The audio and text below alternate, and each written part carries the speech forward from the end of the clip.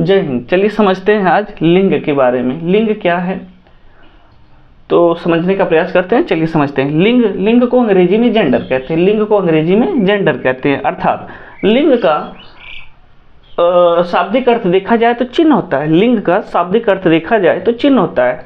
अर्थात इसकी डिफिनीशन की बात की जाए तो देखिए, लिंग का शाब्दिक अर्थ चिन्ह होता है और शब्द के जिस रूप से यह जाना जाए कि वर्णित वस्तु या व्यक्ति किस जाति का है, या पुरुष जाति का है या स्त्री जाति का है, तो उसे लिंग कहते हैं। उसे लिंग कहते हैं। अर्थात लिंग के द्वारा संज्ञा, सर्वनाम, विशेषण आदि शब्दों की जाति का बोध होता है। फिर से एक बार समझने का प्रयास करेंगे और समझते हैं।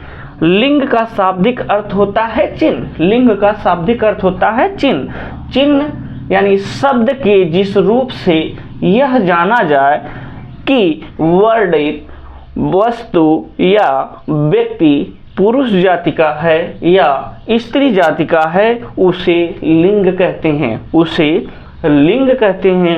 अर्थात लिंग के द्वारा संज्ञा, सर्वनाम, विशेषण आदि शब्दों की जाति का बोध होता है। वहीं पे अगर हम बात करें कि हिंदी में कितने प्रकार के लिंग होते हैं, तो हिंदी में मुख्यतः 2 प्रकार के लिंग होते हैं। पहला पुल्लिंग और दूसरा स्त्रीलिंग।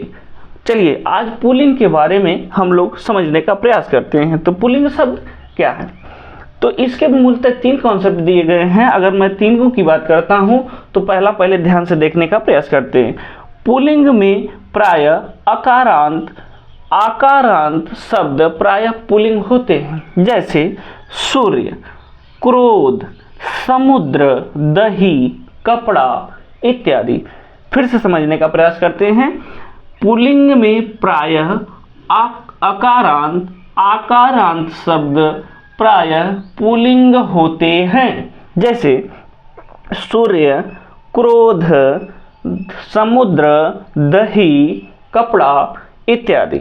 वहीं पे हम दूसरे की बात करें तो यह भाववाचक संज्ञाएं जिनके अंत में त्व है, व, र होता है, वे सब भाववाचक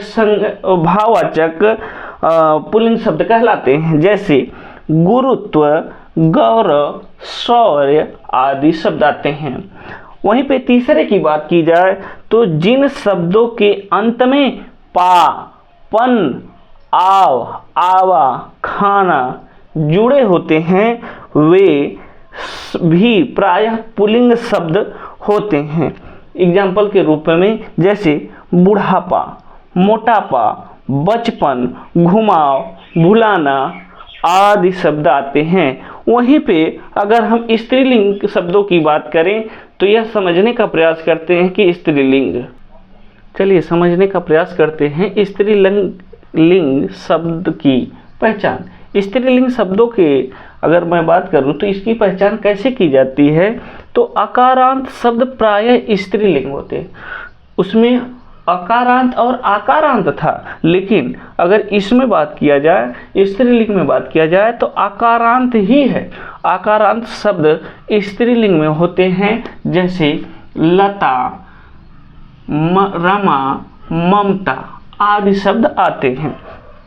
वहीं पे अगर मैं इकारांत शब्द की बात करता हूँ, स्त्रीलिंग ये भी होते हैं।